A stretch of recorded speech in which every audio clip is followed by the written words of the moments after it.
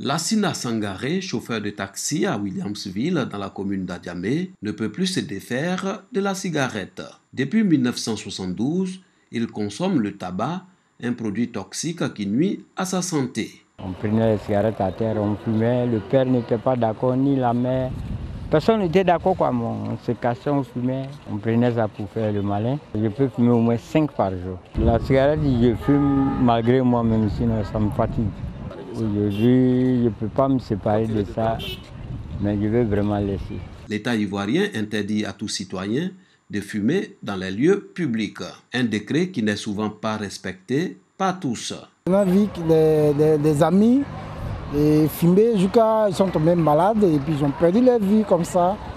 Moi, depuis que je suis né, je n'ai jamais fumé. Je déteste ça. Même quand quelqu'un fume auprès de moi, vraiment, je me lève ou bien je dis à la personne d'arrêter. Ici, dans ce maquis, cette loi est bien appliquée. Dès l'entrée, le client fumeur est fixé sur son sort par cette affiche. Quand les clients viennent voir, ils voient que vraiment c'est interdit de fumer. Parce que quand ils ne voient pas, ils fument. J'ai affiché ça parce que c'est des trucs à respecter. C'est le gouvernement qui l'a dit, donc il faut le respecter. L'épidémie mondiale du tabagisme tue plus de 7 millions de personnes chaque année, dont près de 900 000 sont des non-fumeurs exposés au tabagisme pacifique. Le taux de prévalence de la consommation du tabac en Côte d'Ivoire est estimé à environ 14% chez les hommes et à 7% chez les femmes. À la Croix-Bleue de Côte d'Ivoire, structure chargée de la prise en charge des malades du tabagisme, plus de 80 patients sont enregistrés par jour. La prise en charge commence par une consultation, mais cette consultation-là, elle est voulue par quelqu'un qui est habituellement motivé. Et si l'individu n'est pas motivé, il faut faire ce qu'on appelle l'entretien motivationnel. Il s'agit de lui expliquer que le comportement et la pratique dans laquelle il est, ce sont des comportements, ce sont des pratiques à risque qui l'exposent dans 15 ans, dans 20 ans à des méfaits, à des conséquences ineffables. Je le dis de façon empirique, nous avons à peu près un taux de réussite, de succès de 80%, de l'ordre de 80%. On enregistre seulement 20% d'échecs, mais justement ces échecs-là sont des choses à capitaliser. Et surtout pour le patient lui-même, c'est toujours un pas vers l'état définitif de guérison. Les risques sanitaires que le tabagisme engendre sont nombreux. Cette année, l'OMS met l'accent sur l'impact du tabac sur la santé cardiovasculaire, les cardiopathies et autres maladies vasculaires périphériques. Près de 80% de plus d'1 milliard de fumeurs que compte la planète ne survivent pas aux maladies liées au tabac. Chaque année, le 31 mai, le monde entier dit non au tabac. Ce jour-là, les gouvernants sont incités à mettre en place des politiques de prévention en vue de protéger les populations contre ce fléau.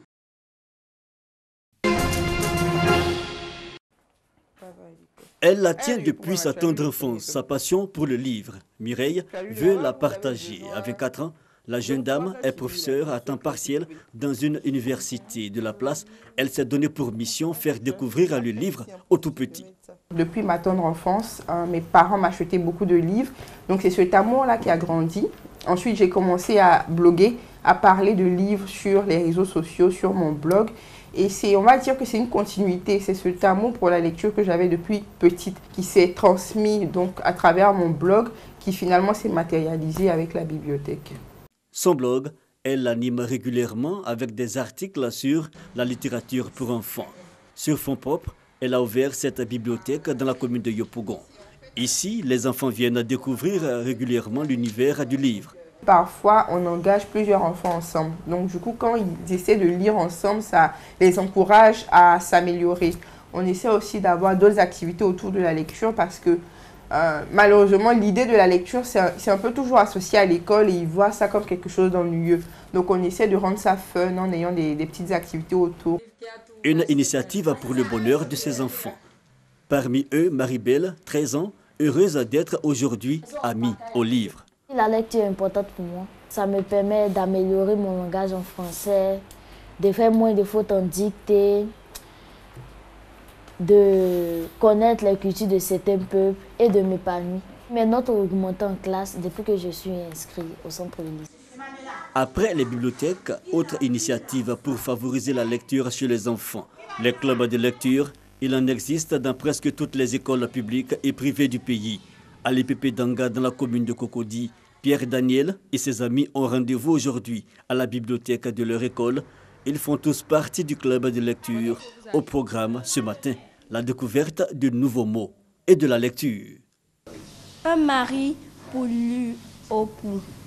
Il était une fois dans un petit village de la forêt de Zogu-Ratota, une jeune fille nommée Luopu a 26 ans. Les enfants ont des livrets. À l'intérieur de ces livrets se trouvent des mots par rapport à chaque jour. Donc on demande aux enfants d'écrire ces mots-là. Si nous sommes le lundi, on cherche les mots du lundi, on apprend à écrire ces mots. Et arrivé à la maison, on leur demande de réécrire ces mots et de revoir le mot de la semaine qui va suivre. Les clubs de lecture dans les écoles, une initiative des enseignants. Nous nous sommes dit que la lecture est un peu à la base de tout. Que ce soit la mathématique, si vous devez résoudre un problème de raisonnement logique, il faut savoir lire d'abord, avant de pouvoir résoudre le problème. C'est pareil en exploitation de tests. Vous ne pouvez pas connaître une idée générale de test sans l'avoir lu. Pour ces enfants, la lecture est plus qu'importante. Elle leur permet d'améliorer leur vocabulaire et leur rendement scolaire. Au Salon international du livre d'Abidjan, leur école a remporté le prix Silla de la relève scolaire. Nous avons été les premiers grâce à la connaissance que le club de lecture nous a apporté et l'enseignement que les maîtres nous ont donné. J'aurais dit à mes camarades de venir au club de lecture avec nous, car le livre c'est magique. Les plus jeunes pour assurer l'avenir, pour une société ivoirienne plus adepte du livre demain, cet écrivain a la bonne recette. L'ingrédient principal, c'est d'offrir des livres aux enfants et que l'enfant ait le livre comme ami. Auparavant, les livres pour enfants s'intéressaient à un environnement qui n'était pas familier à nos enfants. Aujourd'hui, des livres qui s'intéressent à l'environnement de l'enfant, à l'environnement africain, à des choses africaines, sont de plus en plus publiés. Ce qui est très bon pour nos enfants, parce que c'est des choses qu'ils connaissent, c'est des choses qu'ils voient et c'est des choses qu'ils aiment. Des recommandations qui changeront peut-être les statistiques actuelles. Le livre, un secteur en pleine mutation avec environ 50 milliards de chiffres d'affaires annuels et 2000 emplois directs et indirects créés. Les juges d'un tribunal spécial qui siège à Jérusalem depuis avril 1961 prononcent un verdict de condamnation à mort contre l'Allemand Adolf Eichmann. Cet ex-colonel SS fut à la tête du bureau de la Gestapo sur les affaires juives pendant la Deuxième Guerre mondiale. 15 chefs d'accusation sont portés contre lui, considérés comme un des responsables de l'application du plan nazi d'extermination du peuple. Durant les années 1950, de nombreux juifs s'emploient à retrouver des criminels nazis en fuite et Eichmann fait partie des premiers sur la liste.